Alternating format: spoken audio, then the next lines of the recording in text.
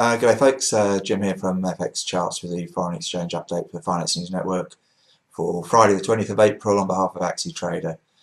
As usual, any currency prediction mentioned here constitutes a personal view only. It's not meant to be used as trading advice. Well, the Spanish auction went off okay in the end. It was quite well received with good bid to cover ratios, although the yields were at the top end of expectations. The equity markets in Europe were reasonably positive early in the session, but they gave up their gains after reports that France is going to be downgraded at some stage in the future. This was later denied, but it had the effect of pushing the euro down to 130.68 was the low. It later recovered after softer data out of the States. That pushed the dollar mildly lower, and it's had the effect of really leaving the euro pretty much unchanged on the day. Again today it's currently at 130, 135.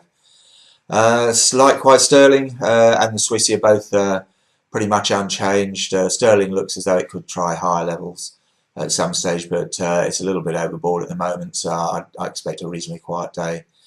Aussie and Kiwi, they're both pretty lackluster. The Aussies at 103.35 and the Kiwis around 81.40.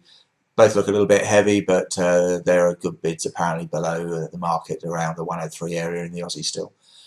What else? The yen, that's consolidating at around 81.60. Tried the top end of its down channel overnight at 81.73. It's come back a little bit from there, but it looks to me as though we could see some further yen weakness at some stage next week. Overall today looks to be pretty quiet. Don't think very much will happen in Asia certainly, but that could well follow through into Europe. We've got the German PPI and the IFO business survey later on though. That might put a little bit of life into the euro. That aside, there's really very little to interest the market today, so that's really about it.